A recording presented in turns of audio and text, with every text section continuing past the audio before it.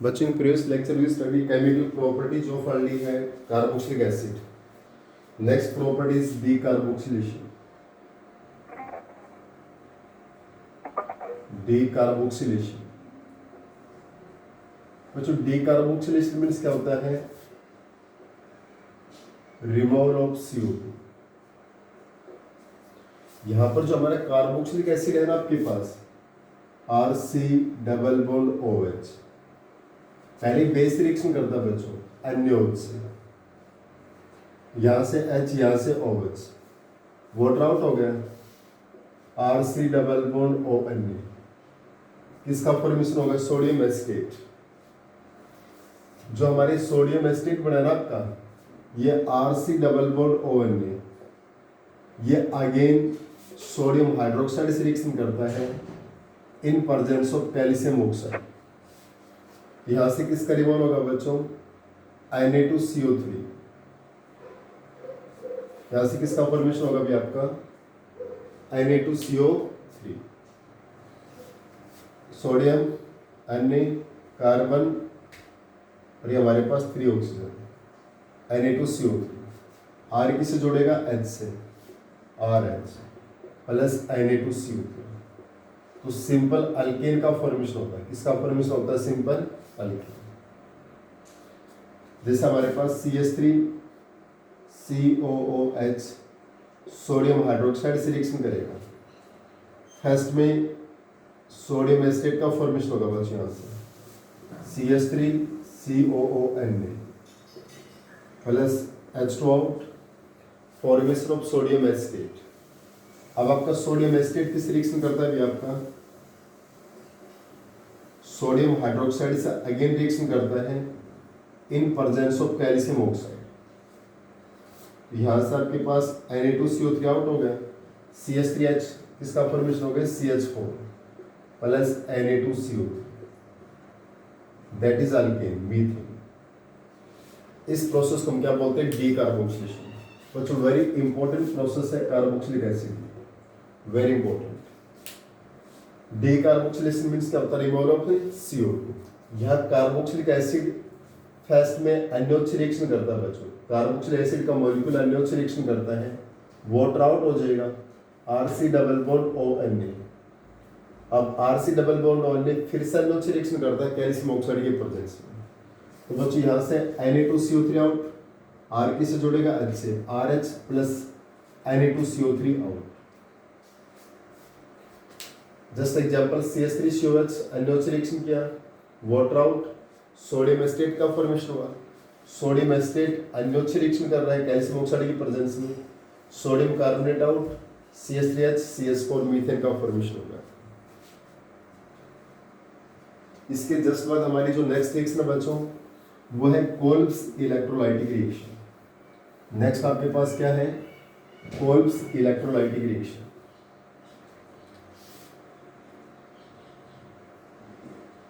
Kolbe's electrolytic reaction बच्चों एक सिर्फ कोल्ब्स रिएक्शन थी। कोल्ब्स रिएक्शन कहाँ पर आई थी? फिनोल के अंदर। जब फिनोल से हम सैलिसिलिक एसिड का फॉर्मेशन करते हैं which is only Kolbe's reaction. और यहाँ पर हम क्या स्टडी कर रहे हैं? Kolbe's electrolytic reaction. हमारे पास सोडियम साल्टो फैटी एसिड है बच्चों RCOONA। जब इसका हम इलेक्ट्रोलाइसिस करेंगे, इलेक्ट्रोलाइसिस तो किस में ब्रेक होगा भी आपका? RCOO negative Na positive. किस में ब्रेक होगा? RCOO negative Na positive.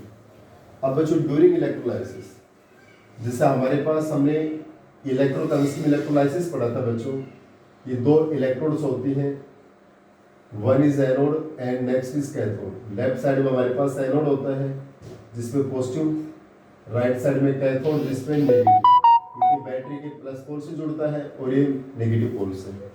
यहाँ पर जो हमारे पास इलेक्ट्रोलाइट है बच्चों, इलेक्ट्रोलाइट क्या भी आपका?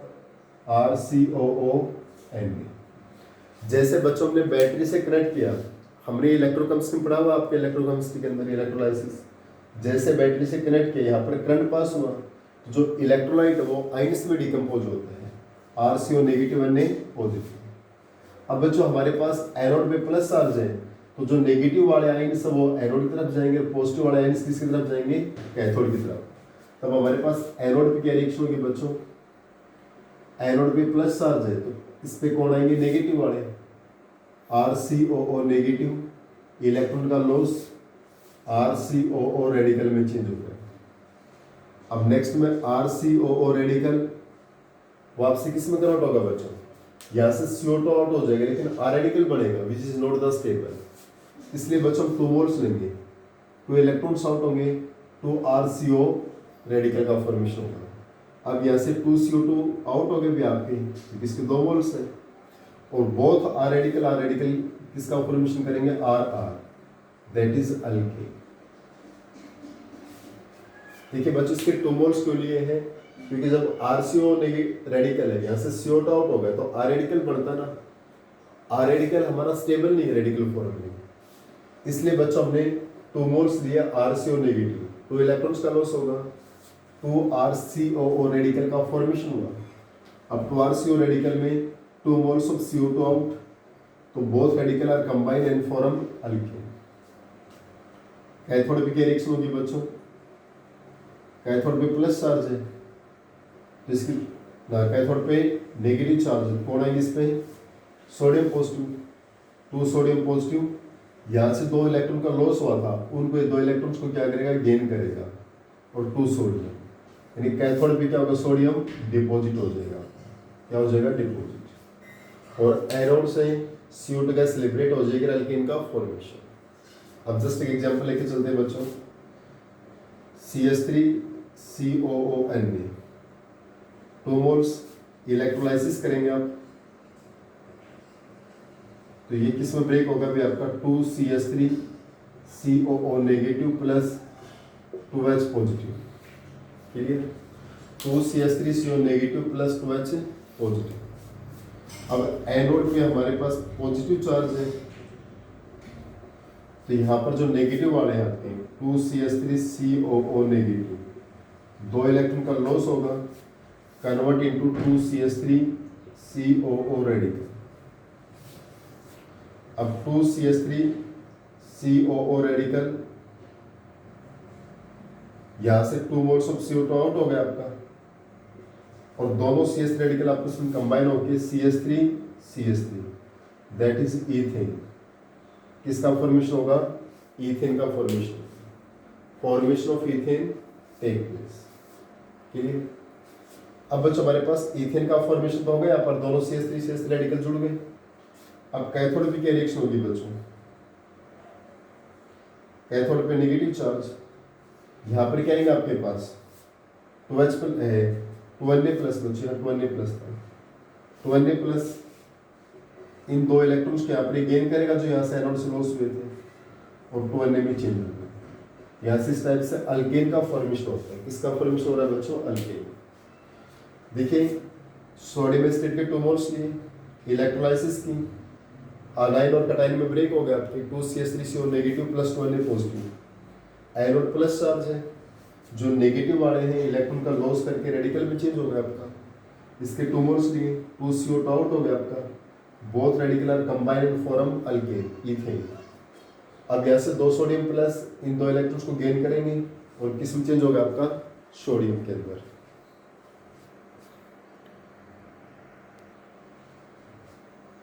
इसके बाद बच्चों एक हमारे पास वेरी इंपॉर्टेंट रिएक्शन है, HVZ reaction, Hell Volhard Zelinsky reaction. Very important reaction है बच्चों, कार्बोक्सिलिक एसिड क्या हमारे पास। नेक्स्ट रिएक्शन क्या बच्चों, HVZ, इसकी फुल फॉर्म क्या है, हेल-वोल्हार्ड-ज़ेलेंस्की रिएक्शन। वेरी इंपॉर्टेंट रिएक्शन बच्चों, इसको HVZ भी बोलते हैं, या फुल फॉर्म भी आपके पास।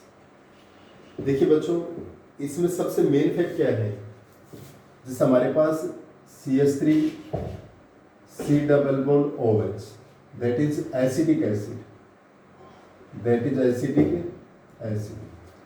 ये Cl2 से रिएक्शन करता है रेड फास्फोरस की प्रेजेंस में। जब भी कार्बोक्सिलिक एसिड हैलोजन से रिएक्शन करता है in presence of red phosphate, तो इसमें जो हमारी अल्फा हाइड्रोजन है ना, alpha hydrogen can replace by the halogen. Alpha hydrogen क्या होता है बच्चों, जो कार्बोनाइल ग्रुप है C double bond, carbonyl group के साथ में जो कार्बन जुड़ती है that is alpha carbon. Carbonyl group के साथ जो कार्बन जुड़ती है वो क्या होती है, अल्फा कार्बन। और अल्फा कार्बन पे जो हाइड्रोजन उसको क्या बोलते हैं, अल्फा हाइड्रोजन। कार्बोनाइल ग्रुप के साथ जो कार्बन ऐड हो रही है which is known as alpha carbon, और यहाँ पर अल्फा कार्बन पे जो हाइड्रोजन है उसको हम हेलोजन से रिप्लेस करेंगे, तो क्या बनेगा Cl CH2 COOH। एक अल्फा हाइड्रोजन किस रिप्लेस हो गया, Cl से, हेलोजन से, और एक H और Cl HCl यहाँ से आउट हो गया। जो प्रोडक्ट बना हमारा Cl CH2 C double bond H, यहाँ पर अल्फा कार्बन है तो अल्फा हाइड्रोजन फिर से है, यह अगेन रिएक्शन करता है रेड फास्फोरस की प्रेजेंस में, तो अगेन हमारा अल्फा हाइड्रोजन किस रिप्लेस होगा, हेलोजन से, Cl CHCl C double bond OH, HCl out हो गया। अब हमारा फिर से लीजिए इस कंपाउंड को, ये कार्बोनाइल ग्रुप, ये अल्फा कार्बन, उसके ऊपर हाइड्रोजन है, इट मींस अगेन रिएक्शन कर सकता है आपके पास। जब तक अल्फा हाइड्रोजन रहेगी, जब तक ये हेलोजनेशन होगा, ये अल्फा हाइड्रोजन भी किस रिप्लेस होगा, हेलोजन से। क्या अब हमारे पास अल्फा हाइड्रोजन है बच्चों, अब अल्फा हाइड्रोजन नहीं है तो आगे रिएक्शन नहीं करेगा।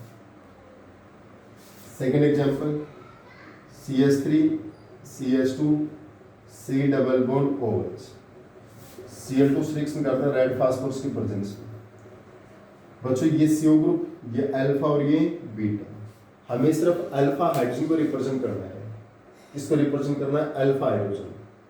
अगर अल्फा जो हाइड्रोजन है सिर्फ उसका हाइड्रोजन रिप्लेस होगा ना कि बीटा, ये अल्फा हाइड्रोजन है, इसका एक H किस रिप्लेस होगा, हाइड्रोजन से, C double bond OH, HCl out, again reaction करेगा CH3 CHCl C double bond OH, Cl2 से रेड फास्फोरस की प्रेजेंस में, एक अल्फा हाइड्रोजन और किस रिप्लेस होगा, हेलोजन से, CH3 CCl C double bond OH plus HCl। इस रिएक्शन में बच्चों हमारे पास 2 अल्फा हाइड्रोजन थे, यहाँ पर 3 अल्फा हाइड्रोजन थे। देखिए बच्चों CH3 CH2 COOH plus Cl2 red phosphorus की प्रेजेंस में, इसमें हमारे पास 2 अल्फा हाइड्रोजन थे बच्चों CH2 में, तो वन टाइम जब रिएक्शन की तो हमारा एक अल्फा हाइड्रोजन किस रिप्लेस हो गया, हेलोजन से, CHCl COH as it is, HCl out हो गया। फिर से कंपाउंड लिया, फिर Cl2 से रिएक्शन करता है तो ये अल्फा हाइड्रोजन फिर किस रिप्लेस हो गया, हेलोजन से। जितनी अल्फा हाइड्रोजन है वो किस रिप्लेस होते जाएंगे, हेलोजन से, 1 बाय 1 हेलोजन से रिप्लेस होते जाएंगे। अगर 3 अल्फा हाइड्रोजन है तो 3 टाइम्स रिएक्शन करेगा, 2 अल्फा हाइड्रोजन है तो 2 टाइम्स रिएक्शन करेगा, 1 अल्फा हाइड्रोजन है तो 1 टाइम रिएक्शन करेगा। जिस सपोज करो ऐसे होता भी आपका CH3 CH CH3 COOH, ये Cl2 से रिएक्शन करता है रेड फास्फोरस की प्रेजेंस में, तो CO ग्रुप से अगली कार्बन अल्फा कार्बन, यहाँ पर एक अल्फा हाइड्रोजन है तो सिर्फ 1 टाइम रिएक्शन होती है, CH3 C CH3 C, ये COH plus HC, that is HZ reaction. Very important reaction बच्चों आपकी, वेरी इंपॉर्टेंट रिएक्शन बच्चों, डिकार्बोक्सिलेशन HZ। केमिकल प्रॉपर्टीज में both reaction are very important.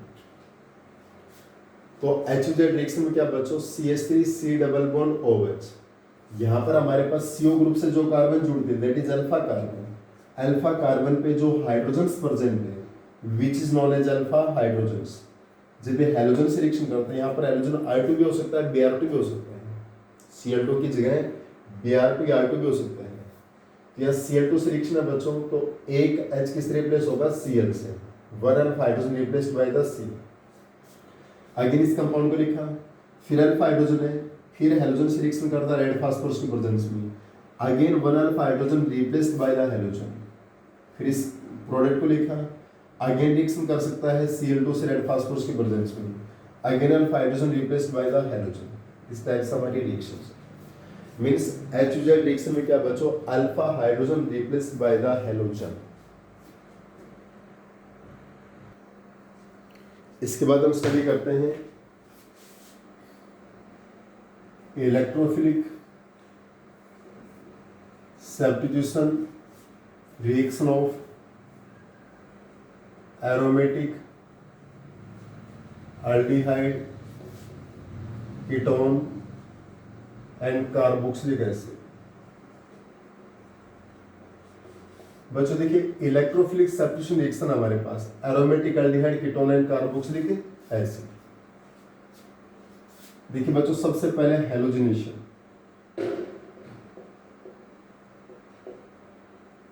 बच्चों मैं एक साथ समझाने की कोशिश कर रहा हूं। देखिए इस CO के साथ में H है तो एरोमेटिक एल्डिहाइड होगा, H के स्थान पे CH3 होगा तो एरोमेटिक कीटोन होगा, और इसके स्थान पे OH होगा तो एरोमेटिक एसिड होगा।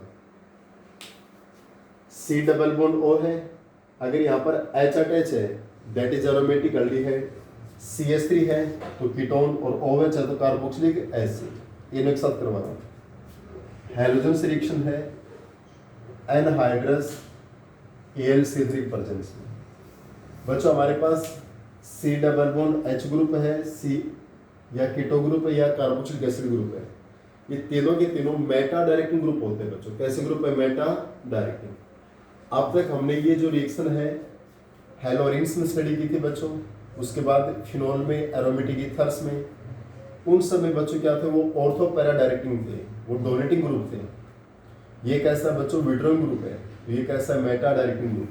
तो यहाँ पर जो हैलोजन ग्रुप है बच्चों कहाँ पर अटैच होगा? आपके पास C double bond H CH3 या OH या मेटा पोजीशन पे जुड़ेगा। हैलोजन किस पे जुड़ेगा बच्चों? Meta position. These are meta directing group, so halogen group attached on the meta position. Next nitration. Nitration condition क्या होती है बच्चों? ये उसी टाइप से हमारे पास C डबल बॉन्ड H है तो एल्डिहाइड, CH3 है तो कीटोन, OH है तो कार्बोक्सिलिक एसिड। कंसेंट H2SO4 और कंसंट्रेटेड HNO3। तो हमारे पास क्या होगा? नाइट्रेशन कंडीशन है कंसंट्रेटेड H2SO4 और कंसंट्रेटेड HNO3 हो। Both are reaction of nitration. These are reaction of nitration. तो बच्चों यहां पर कौन सा ग्रुप जुड़ेगा आपके पास? NO2 ग्रुप जुड़ेगा। कौन सा ग्रुप जुड़ता है? NO2 on Meta position. कौन सा ग्रुप जुड़ेगा? मेटा पोजीशन पे NO2। These are meta directing group. Next है सल्फोनेशन। सल्फोनेशन उसी टाइप से aromatic aldehyde may be ketone और मे बी कार्बोक्सिलिक एसिड। ये रिएक्शन करता है H2SO4 SO3 या ओल्यूम H2H2O7। ये क्या है? ओल्यूम। क्लियर? तो यहां पर मेटा पोजीशन पे क्या ग्रुप जुड़ेगा भी आपके पास? C double bond H aldehyde, ketone या carboxylic acid, that is SO3H। Meta position पे क्या जुड़ेगा? Sulphonic acid SO3। अब बात आती है बच्चों फ्रीडल-क्राफ्ट रिएक्शन। यानी यहाँ पर एरोमेटिक एल्डिहाइड हो, एरोमेटिक कीटोन हो या कार्बोक्सिलिक एसिड हो, ये फ्रीडल-क्राफ्ट रिएक्शन रिप्रेजेंट नहीं करते हैं। यानी क्वेश्चन क्या है? Explain aromatic aldehyde ketone and carboxylic acid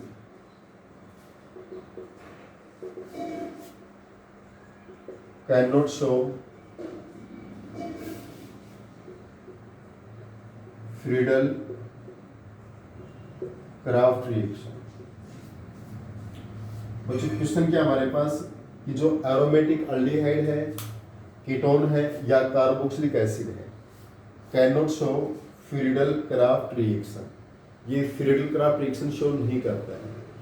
बच्चों हमारे पास हैलोजिनेशन, नाइट्रेशन, सल्फोनेशन तीनों रिएक्शन शो कर दी इसने, और मेटा पोजीशन पे लगा। हैलोजिनेशन में हैलोजन, नाइट्रेशन में NO2, सल्फोनेशन में SO3H, क्योंकि these are meta directing group. क्योंकि इलेक्ट्रॉन विड्रॉइंग ग्रुप है तो ऑर्थो पैरा पे प्लस चार्ज आता है, तो E प्लस कहाँ जुड़ेगा? ऑब्वियसली मेटा पे जुड़ेगा। लेकिन हमारे पास बच्चों फ्रीडल क्राफ्ट रिएक्शन की बात आती है तो एरोमेटिक एल्डिहाइड है, कीटोन है, कार्बोक्सिलिक एसिड है, ये फ्रीडल क्राफ्ट रिएक्शन रिप्रेजेंट नहीं करती है। उसका रीजन क्या है बच्चों, हमारे पास फर्स्ट तो हमारे पास जो COH ग्रुप है, CHO ग्रुप है या COCH3 ग्रुप है are act as deactivating group. ये इलेक्ट्रोफिलिक सब्स्टिट्यूशन रिएक्शन में क्या करते हैं, डीएक्टिवेटिंग ग्रुप करते हैं, are act as deactivating group. और सेकंड रीजन क्या है बच्चों, they are strongly combined with AlCl, और दूसरा किससे कंबाइन होते हैं, AlCl। ये इनकी मेन रीजंस बनेंगे। एक तो बच्चों हमारे ये जो ग्रुप है किस कवर करते हैं, डीएक्टिवेटिंग ग्रुप का काम करते हैं, और secondly they combine with AlCl। ये किससे कंबाइन होते हैं बच्चों, AlCl3 से कंबाइन होते हैं। नेक्स्ट है acidic strength of carboxylic acid.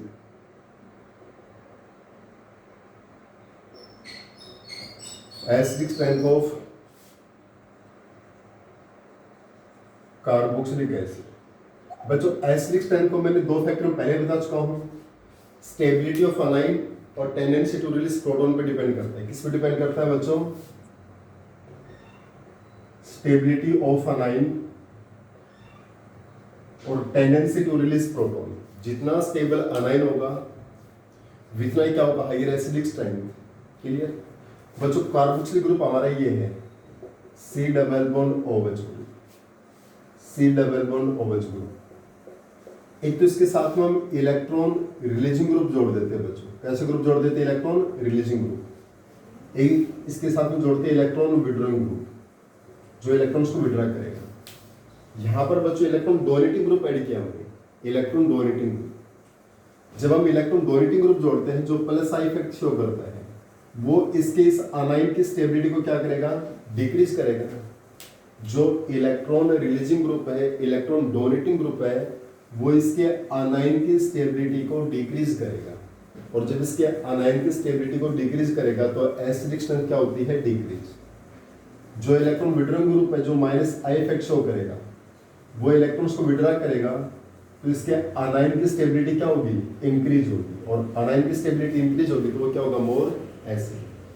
Clear, जैसे एग्जांपल करवाता हूं बच्चों, ऑर्डर ऑफ एसिडिक स्ट्रेंथ,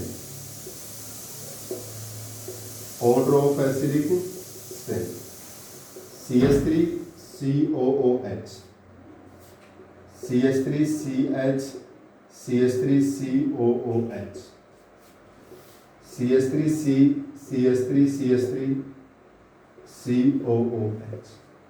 एक एग्जाम्पल और लेता हूँ, CH3COOH, CH3CH2, COOH, CH3CH2, CH2, COOH, CH3CH2, CH2, COOH। बच्चों पहले इन दो एग्जाम्पल को देखते हैं। यहाँ पर इन दोनों एग्जाम्पल में बच्चों देखिए, जो CH3 ग्रुप है अल्काइल ग्रुप है, ये प्लस आई इफेक्ट शो करता है, इलेक्ट्रॉन्स को डोनेट करता है। जो CH3 ग्रुप है ये प्लस आई इफेक्ट शो करता है, इलेक्ट्रॉन्स को डोनेट करता है। ये CH3 ग्रुप प्लस आई इफेक्ट शो करता है, इलेक्ट्रॉन्स को डोनेट करता है। तो यहाँ पर ये इसका अनाइन बढ़ेगा, ये क्या बढ़ेगा, अनाइन, CO नेगेटिव। अनाइन बढ़ता है भी, प्रोटॉन को डोनेट करने के बाद CO नेगेटिव बनेगा। जब यहाँ से H प्लस आउट हो जाएगा तो क्या बनेगा, anion CO negative, CO negative, CO negative anion बनेगा। बच्चों यहाँ पर एक इलेक्ट्रॉन डोनेटिंग ग्रुप है, यहाँ पर दो डोनेटिंग ग्रुप और यहाँ पर 3 डोनेटिंग ग्रुप है। जो मिथाइल ग्रुप है इलेक्ट्रॉन्स को डोनेट करेगा, अगर वो इलेक्ट्रॉन्स को डोनेट करता है तो इसमें एक डोनेटिंग ग्रुप है, इसमें 2 डोनेटिंग ग्रुप है, इसमें 3 डोनेटिंग ग्रुप है। सबसे ज्यादा इलेक्ट्रॉन्स यहाँ डोनेट होंगे। और इलेक्ट्रॉन डोनेटिंग ग्रुप है बच्चों, वो अनाइन की स्टेबिलिटी को डिक्रीज करता है। यानी जो इलेक्ट्रॉन डोनेटिंग ग्रुप है वो अनाइन की स्टेबिलिटी को क्या करता है, डिक्रीज। यानी इलेक्ट्रॉन डोनेटिंग ग्रुप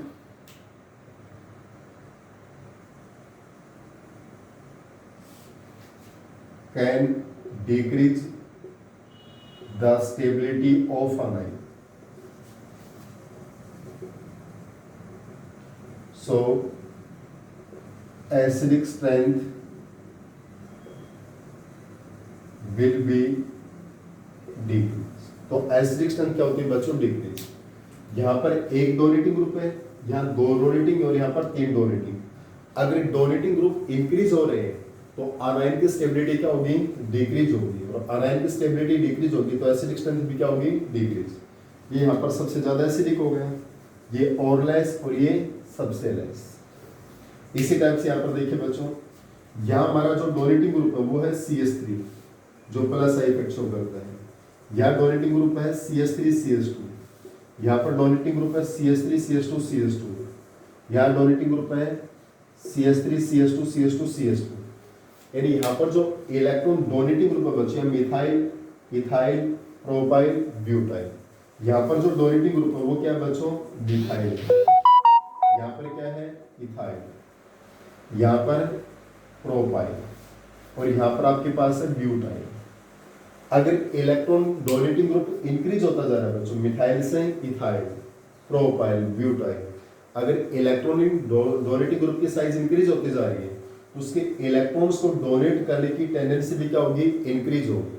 और इलेक्ट्रॉन्स को डोनेट करने की टेंडेंसी लेफ्ट से राइट इंक्रीज होती है. इलेक्ट्रॉन्स को डोनेट करने की टेंडेंसी मिथाइल से एक्सेस इथाइल, इथाइल से एक्सेस प्रोपाइल, प्रोपाइल से एक्सेस ब्यूटाइल. तो इलेक्ट्रॉन को डोनेट करने की टेंडेंसी इंक्रीज होगी तो अनायन की स्टेबिलिटी क्या होगी? डिक्रीज. और जब अनायन की स्टेबिलिटी डिक्रीज होगी तो एसिडिक स्ट्रेंथ भी क्या होता है? डिक्रीज. तो ये सबसे ज्यादा एसिडिक, ये उससे लेस एसिडिक, ये उससे लेस और ये सबसे लेस एसिडिक. जैसे जैसे अल्काइल ग्रुप इंक्रीज होता जाएगा एसिडिक स्ट्रेंथ क्या होती जाएगी? डिक्रीज. क्योंकि अल्काइल ग्रुप इंक्रीज होगा तो इलेक्ट्रॉन्स को डोनेट करने की टेंडेंसी इंक्रीज होती है जिससे कि स्टेबिलिटी ऑफ अनाइन डिक्रीज होगी. क्लियर?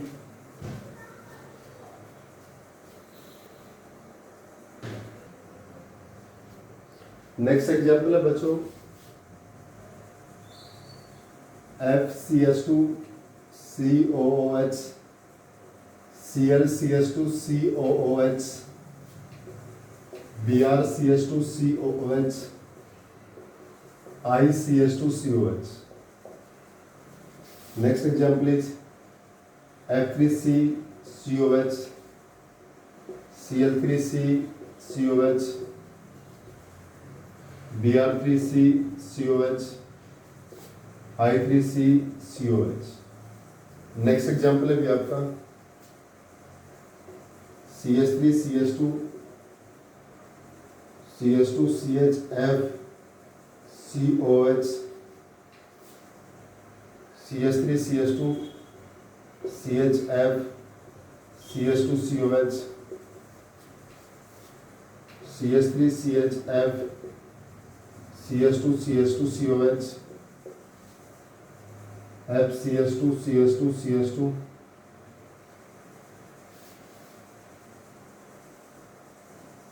COH.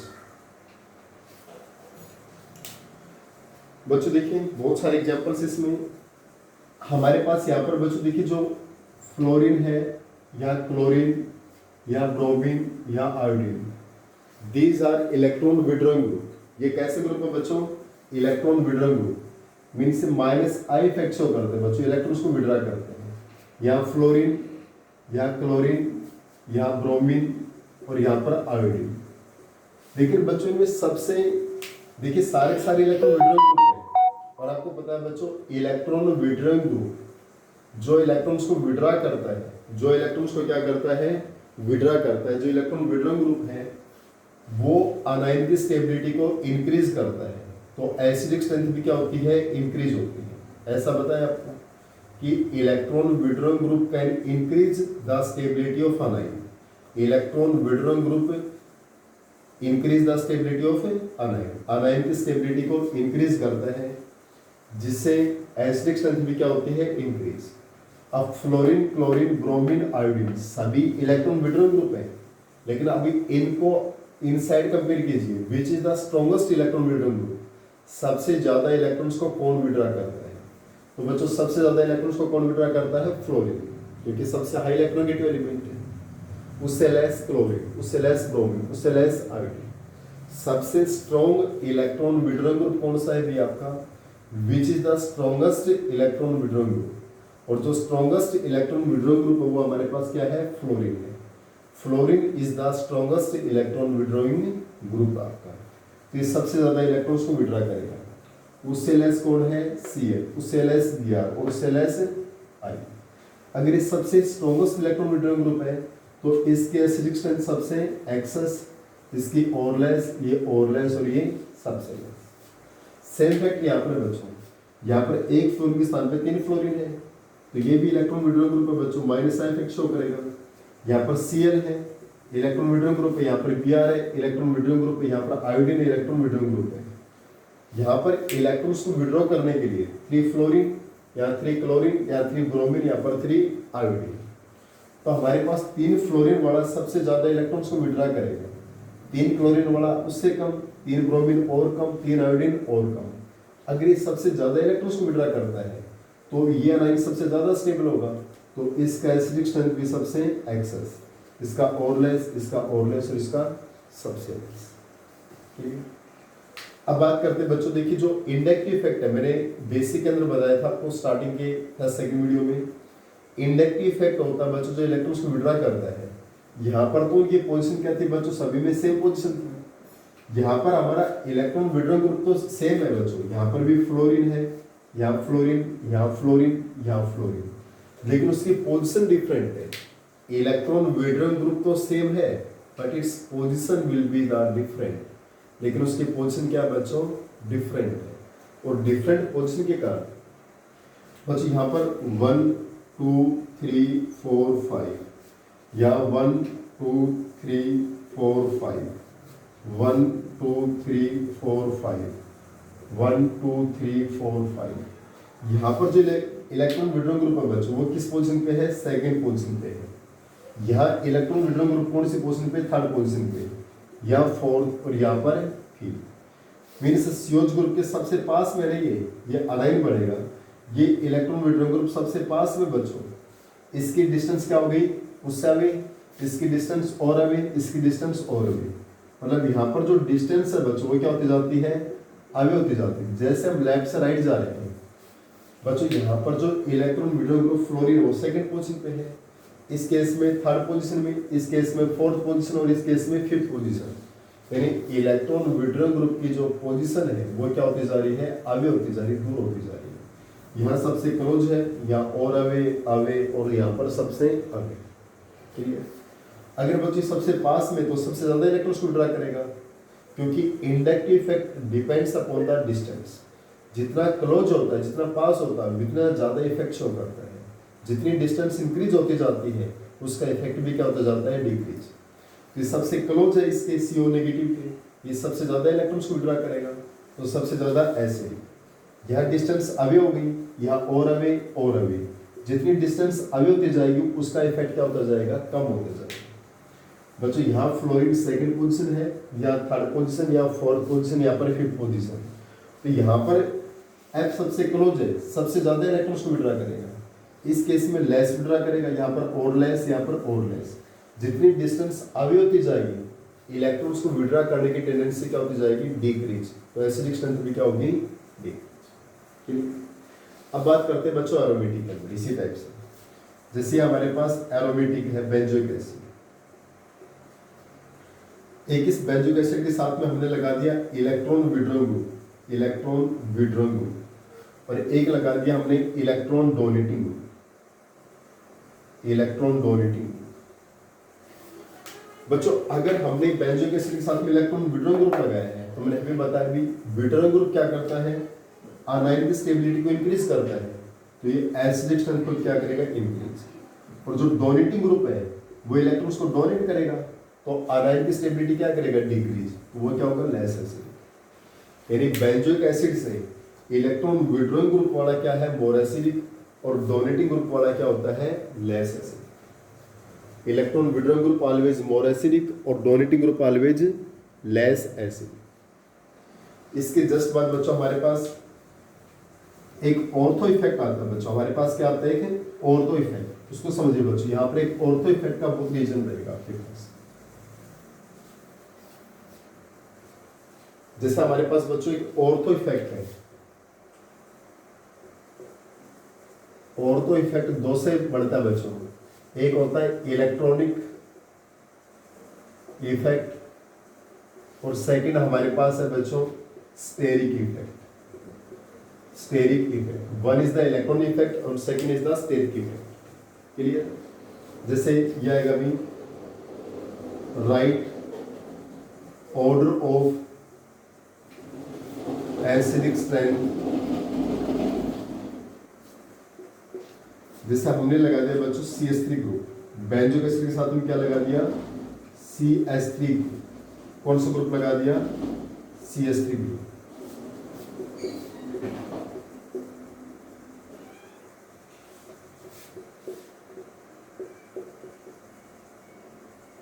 बच्चों एवरेज एग्जाम्पल को ध्यान से देखिए। ये तो ऑर्थो इफेक्ट के कारण, जो ऑर्थो मिथाइल बेंजोइक एसिड हमारा, ये क्या है, ऑर्थो पे मिथाइल और बेंजोइक एसिड, ये बेंजोइक एसिड, ये मेटा पे मिथाइल बेंजोइक एसिड, ये पैरा पे मिथाइल बेंजोइक एसिड। बच्चों ये तो हमारा ऑर्थो इफेक्ट के कारण, ऑर्थो इफेक्ट के कारण हमारा ये सबसे ज्यादा एसिडिक होगा ड्यू टू ऑर्थो इफेक्ट। क्या रीजन रहेगा, ऑर्थो इफेक्ट। अब बात इनकी करते हैं बच्चों, जो CH3 ग्रुप है बच्चों, CH3 ग्रुप कैसा इलेक्ट्रॉन डोनेटिंग ग्रुप है ना, प्लस आई इफेक्ट शो करता है। क्या शो करता है, प्लस आई इफेक्ट। क्लियर? अगर CH3 group plus I effect करता है बच्चों, इलेक्ट्रॉन डोनेटिंग ग्रुप लग गया, तो बेंजोइक एसिड से क्या होंगे, ये लेस एसिडिक होंगे कि नहीं होंगे। ये दोनों के दोनों बच्चों बेंजोइक एसिड से क्या हो गया, आपके लेस एसिडिक हो गए ना इससे। क्योंकि हमने क्या बताया था, रिंग के साथ में, इस रिंग के साथ में अगर इलेक्ट्रॉन डोनेटिंग ग्रुप ऐड करते हैं, कैसा ग्रुप ऐड करते हैं, इलेक्ट्रॉन डोनेटिंग ग्रुप ऐड करते हैं, तो वो बेंजोइक एसिड से क्या होंगे, लेस एसिडिक। तो बेंजोइक एसिड यहाँ पर स्ट्रॉन्ग एसिड क्यों है, क्योंकि रिंग के साथ में कैसा ग्रुप लगा हुआ है, डोनेटिंग ग्रुप लगा हुआ है। कैसा ग्रुप लगा हुआ है, इलेक्ट्रॉन डोनेटिंग। क्लियर? अब इन दोनों की बात करते हैं बच्चों। ये सिर्फ मेटा पे प्लस आई इफेक्ट शो करता है और पैरा पे प्लस आई और प्लस आर इफेक्ट शो करता है। प्लस आई तो दोनों में है बच्चों, लेकिन पैरा पे कौन सा इफेक्ट शो करता है, प्लस रेजोनेंस इफेक्ट। और resonance is the dominating effect. Resonance कैसा इफेक्ट होता है, डोमिनेटिंग इफेक्ट। और रेजोनेंस इफेक्ट के कारण बच्चों ये ग्रुप ज्यादा इलेक्ट्रॉन्स को डोनेट करेगा, तो ये सबसे लेस एसिडिक। मेटा किससे क्या हो गया, more acidic. Meta is more acidic than. Clear? Ortho वाला सबसे ज्यादा एसिडिक होगा due to the ortho effect. It is due to ortho effect, it is the most acidic. Clear?